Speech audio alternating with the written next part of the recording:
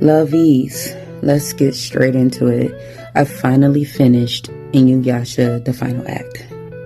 With fresh thoughts, fresh opinion from an adult standpoint, which I did see The Final Act as an adult, a young adult. Technically still a young adult, but I'm like in my 30s now, early 30s. Anyway, where do I start? I don't like how that first episode started because it just, given like how the last season ended, even the movie, I felt like there was a quick turn of maturity that just didn't have a transitional period. Like, you could just clearly pick up on everyone's maturity levels from episode 1.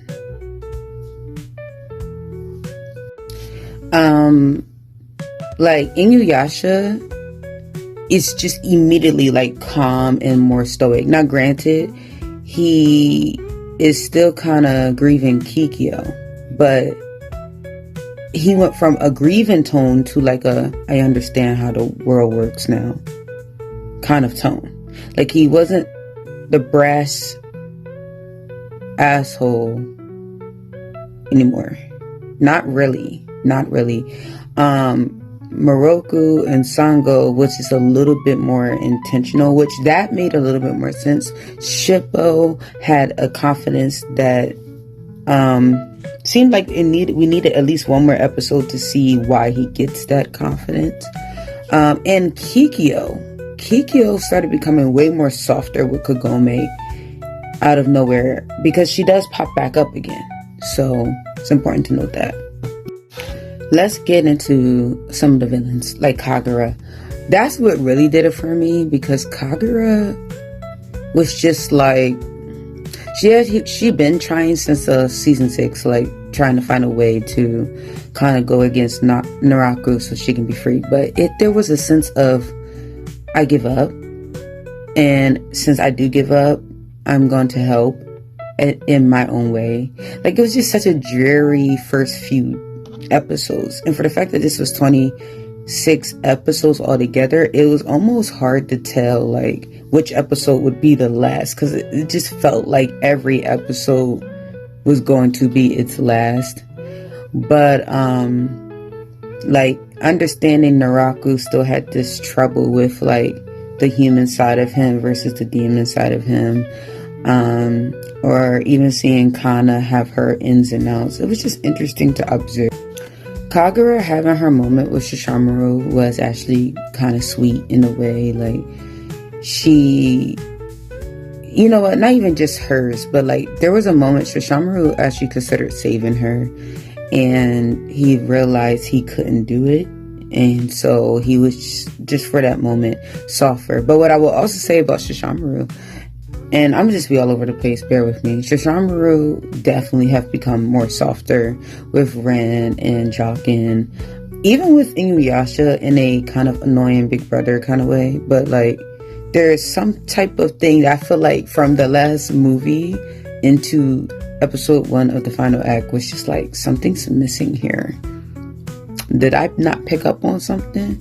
Granted, Netflix kind of switched out the episodes the wrong way, so I should have watched all of this on Disney, because Disney had the correct order.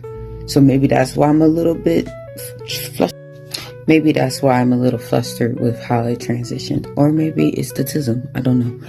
But regardless, Koga, because remember one of my banters was like, Koga and Kagome to me should have been a better match, or even Hojo.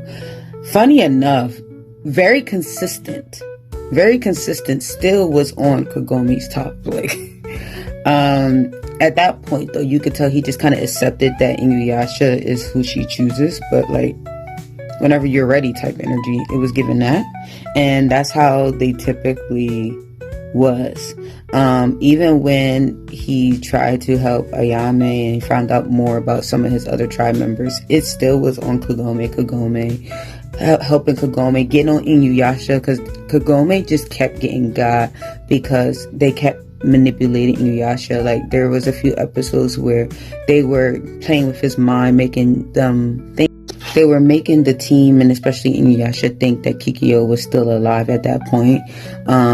So like, because of that, and they did that in the last movie too, they made it look like Kikyo was alive, except they explicitly said this is like a claymation of Kikyo, it's not actually Kikyo, we took this DNA, but which that fourth movie, I'm gonna just say that real quick, that fourth movie actually ate in a way that it was like, when you find out there's so many more half demons, half human people, and I like how they handled that. And then they show the kids integrating, but the thing is, they don't show the kids integrated into the last season, the final act, which was quite annoying.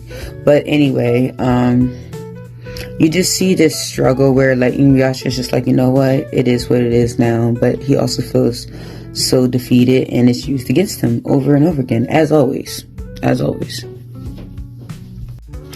What I will say is most of the final act is just like these sequences of the characters coming to terms with things. Like, again, you can literally sense and tell that this is the final season ever. Like, you could just pick up on that. Like, Ren is talking nonstop. Ren is so opinionated. Ren is confident. Ren has decided, I'm not ever letting Sesshomaru go. Like, I'm staying here. I'm locked and loaded. So, in a way, I'm starting to understand more of why the new series happened the way it did. But it's still a little bit hard to digest. But yeah, like, that's how the series, the season went. The season or episodes, because it's kind of like a separate entity, was everyone's coming to Christ moment.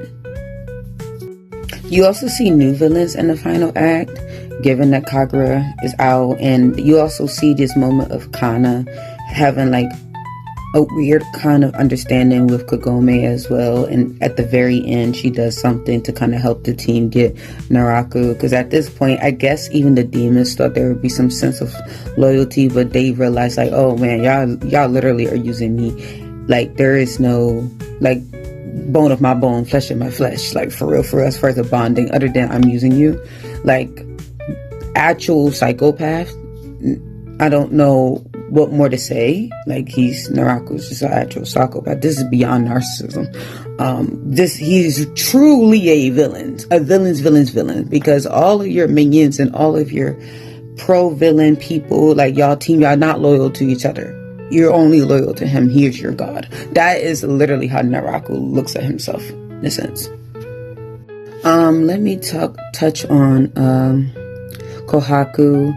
Kohaku, just like Ren, you see this certain level of maturity, and you see like he's kind of like ready to be a martyr. He's like, I already know what's up, and it's because he spent some time with Kikyo and he spent some time with Sesshomaru, so he was able to kind of detach himself from a lot of things, and also play the field at the same time. And he was like in such a soldier mood from like the whole season. He was just in a soldier mood, and there's lots of spoilers. I'm not about to be like, oh, watch the series, it's been out for too long.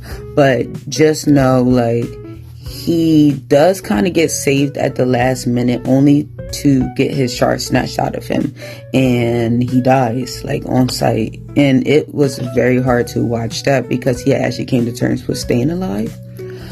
But Kikyo somehow was able to restore Kohaku's life and give him one more shot at life without said jewel shard. So that was a beautiful thing. Like, he gets to try again, in a sense. Ultimately though, because of all the shard takings and all of that, Naraku obviously is able to form the whole shard, but he delays using it. He just has it and starts harnessing the power. And you also start to learn that the Shukan jewel itself, it's its own entity of good and evil. First it was just kind of like a neutral thing, and then it became its own entity where you see the demonic spirit kind of come out of it, and now that is trying to control the narrative and get Kagome out the picture, because Kagome still is the only one that can kind of like mitigate the situation and purify. What I really, really love is that even with all that was going on with this war scene and Kagome, they also have these moments of sharing Kagome's story, because they're trying to show you that Kagome has been way more significant than just being Kikyo's reincarnation. From like her whole birth, like everything is so like spiritually grounded with Kagome, which is why Kikyo always has this interest in her, because it's like, you're more than just a relative of mine, so to speak. Like, you are your own entity. And I think that's what troubled her the most about Kagome, other than like, you're trying to take my man kind of thing. I don't know, it was hard, because you just see this coming to Christ moment with both of them so many times, because Kikyo, before she goes, she does come back. Like, there was a way that she was still kind of technically alive, but ultimately she sacrificed herself as well. The main thing to pay attention to from the opening of the final act and towards the end is that Kagome's father talks about the Shikan jewel and its full meaning, but for once Kagome actually listens to her grandpa talk, because usually there's a cutoff scene or whatever, no one listens to the full story. But then she finally hears the story about this wish, and how technically the one true wish is the wish to like actually make the Shikan jewel disappear. Other than that, nothing really happens, and it's because the Shikan jewel itself is like manipulation, so it makes you think that you get to do this wish and you're going to get what you want, but it never happens that way. You don't get what you want, and you kind of get stored somewhere else as an entity. And at some point, Naraku does get stored as like an entity source, to kind of help with getting Kagome out of the picture. And he realizes like, wow, I'm thinking I was using the Shikan jewel, it was using me. Like, I'm sorry, I said Kagome's father. Kagome's grandfather. Kagome's grandfather. Anyway, so at some point to the end of that series, final act, Kagome does get like sucked in, and she's technically is being manipulated to like basically choose to let everything go, or choose to just see Inuyasha again, anything to kind of create like a selfish wish, so that she can be manipulated and she can kind of be stuck into the Shikan jewel world, for the evil to dwell. And she kept replaying what the grandpop said over and over her head, and at some point she was about to actually cave in, until Inuyasha was able to kind of break through another barrier, and they could kind of sense and hear each other.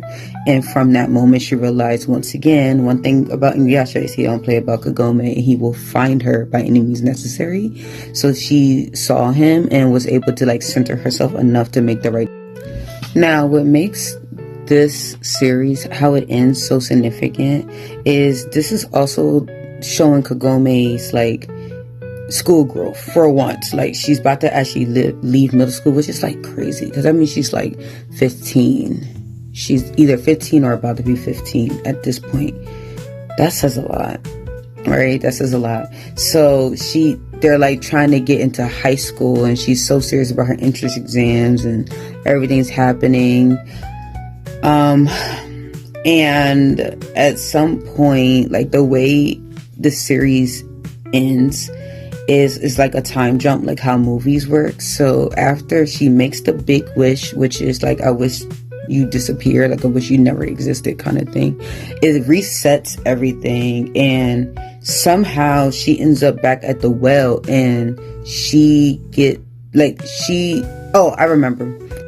I remember. Let me pull back. So the Shikan jewel, at first, before she realized she's in like the nothingness, she's manipulated to think she's back home. So she's kind of doing her day-to-day, and then she realized, oh wait, like this is a mind trick. And what's really happening is Kagome disappeared. So on her end, they realize she hasn't come back, and something's going on with the energy on her end of timeline, and then obviously there's something happening on the end of Inuyasha's timeline. So they're talking through the well and saying how Kagome can't get through. So anyway, once all said is done, right, and the right wish is made, Kagome and Inuyasha goes through the portal back in her timeline to see her family, and they're crying and they're embracing her, all this stuff, only to see somehow Inuyasha's getting sucked back into his own timeline. And that was like they couldn't do nothing about it. It was so quick. So what happens is it's almost like this coming to Christ moment again, where it's like, it is what it is. Like, she's better off there and she's done enough. Technically, she did her job. She fulfilled herself. And you see these 3-year time jump. And in the 3-year time jump, you see Shippo's like becoming or training to become like a full-fledged fox demon. You see Inuyasha is actually being like Onkomo, Sango, and Naraku actually did get married and they're having children. There's 2 baby twins, and there's 2 twins. Yeah, there's 2 twins. It's like a toddler, and then there's a baby. Lady Kaede, she's still aging, but she's still around. And then you even see like Sota, Kagome's brother, is like going into middle school now, and you see Kagome in this new uniform, and then they switch it again. So I guess high school for them. So I think high school for them is just 3 years, unlike in America it's typically 4, depending on where you're at. Because I have been around people who like middle school was like from 6th to 9th. So it could have been like that, where she was actually 15 by the time she was entering high school, which means 16, 17, 18, because they explicitly said like she turned 18 in this 3-year time jump. And so they were talking about college, and at first she was like interested in college and stuff, but then she kept going looking at the well, and she looked at her mom, and it was like an emotional moment, because then the mom realized like she wants to go back, even though it's not her timeline. She wants to go back. She misses Inuyasha. And I feel myself getting a little emotional, because it's just like watching this love trope for so long, and I'm like, oh God, like the amount of love, man, and sacrifice. So you see her somehow, they don't even explain it, and that pisses me off. Like, what the spirit said, you know what, you get your one big wish yourself because you made the right wish. I don't know, but there was no explanation. It was just like mom, and she somehow was able to penetrate that well one more time, and Inuyasha starts smelling her scent, right? Like rather in their day-to-day. He often goes to visit, but in this time he literally is like, I'll be right back. He starts sniffing her scent, and he runs to the well, and then he looks, he just stares at it. There's no gleaming light or nothing. He just stares at it, and then he just, it's almost like a sixth sense. Like, I'm gonna put my hand in. He puts his hand in, and Kagome grabs it, and you just see her jump out and hug him in this embrace, and it was just like, oh my God, like, you got your man. Okay, so then you have to really pay attention, y'all, to like every minute from this episode, that last episode, because it's quick. And if you turn away, you're going to miss a scene that's kind of like concluding everything. Like, and they explain it against, just like how movies do time jumps, and they explain it. So Koga actually did end up going with Ayame and getting married to form the tribe. And you could tell like he's starting to feel her a little bit more, which makes sense because Kagome has been gone for 3 years. So I think it wasn't even just the fact that, okay, you want Inuyasha, like he's competitive. It was more like, you haven't been here and I don't think you're coming back. So I think that's why Koga was like, you know what, fine. And I think they warmed up to each other type thing. So yeah, you get to see like, okay, Koga moved on, that's cute, which it gives the space for Inuyasha. But Kagome made her decision. So I'm trying to think, am I forgetting someone as far as like the end point of the series? But I know regardless, like Soda basically says like, oh, my sister got married as soon as she left high school. So, you know, because the friends was like, I heard your sister was hot. Well, my sister's not even here. She's over there somewhere. So yeah, they get there happily ever after, so to speak. And you see her in her spiritual garb because she's like now a priestess. Like she has to be, not just because of Kikyo, but it's just who she is. And you learn that as the season progressed, you learn that Kagome within herself is a priestess. She can't run away from her her gift and her skills. So she's better off being there. Plus, no one was going to tell her otherwise. No one was going to tell her otherwise. All in all, to see the gang back together in this family mode, Sango and Naraku with their kids, Shippo having more confidence, okay? Inuyasha got his Kagome back and he's made peace with everything for the most part. Sesshomaru, like there's this moment where Kagome says, brother, in an annoying way, and he just gives her this dirty look. But then even Inuyasha's giving this dirty look, like, don't be fucking weird. And then she's like, what? But then Jokin, like, responds, like, ew, why would you da-da-da? And Sesshomaru looks at Jokin like, shut up. Because I think in his own way, he's grown a respect for Kagome. And he kind of, because of Ren, he understands why his father did what he did. So there's this mutual understanding. So I think it was just like, don't be weird. But like, yeah, I guess I'm your big brother, I guess. Very cute. Very cute. And then, hold on. Very important to note. Very important to note. Ren, the way they did it, the reason why Jock and Sesshomaru were together in that comment with Kagome and Ren was not there is because Ren got dropped off with Kaede. And the deal was like, have Ren be with humans until she's a certain age, and then when she's of an adult age, she can make the decision herself whether to still follow you or to dwell with the humans, because she didn't really get that chance as a child. So in this way, it makes me think that whenever she turned 18, very similar to how some of these girls were acting to Miroku, she was like, okay, where's my man? I think that's what happened there. Instead of looking at him like a father figure or a guardian, she looked at him like, I want to be with him. Like, with that being said, like, though I did watch a few episodes of Yashahime, but I might try to watch it again, because I'm sure, like all animes, they get into the lore mid-season somewhere where you start to understand Ren and what happened when she became an adult. And why she stuck to the tree, like why she's half dead and half alive type thing. Because remember, like, she died when I never brought that up. I'm so sorry. Okay, so Sesshomaru had a moment where he actually sees his mom. He get his personality from his mother. He acts just like his mother. And Ren gets caught up in something and Ren dies. And there's this thing to, like, you know what, I'm gonna just say it's all relevant because I'm ending it with Ren. And if you're talking about Ren, we gotta talk about Sesshomaru, because the two main characters in Yashahime is his kids, and then is Inuyasha and Kagome's child. So that's very important to note. So yeah, Sesshomaru's mother lastly makes a decision, some type of like level of empathy, but not really. It's more like, this is what my son wants, I guess, so fine. You're just like your father type of energy. But like, she saves her and it's like, this is your last chance. Like, I can't do this again.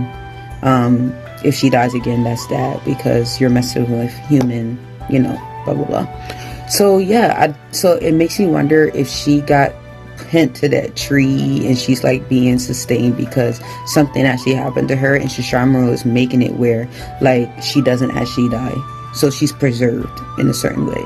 That's what I'm thinking. So I'm gonna end this video with saying this: if you've seen Yashahime, put it in the comments. I don't get that much engagement in the comments to begin with. I don't know if anyone's watching to the end. But if you actually made it to the end and you've seen Yashahime, even if I'm saying it wrong, please tell me what you think and if I should watch it, because I do kind of want to conclude what happened. Why did that happen? Why do they have kids? And how did that go? I've seen only a few episodes of Yashahime, but I kind of like lost the plot and stopped watching. But I don't mind trying again if it will help me understand better the Inuyasha saga. Thank you for watching. Like and subscribe if you like this anime commentary. I plan on doing more. This was actually pretty fun. And if you are a true Inuyasha fan, much love. And sit boy.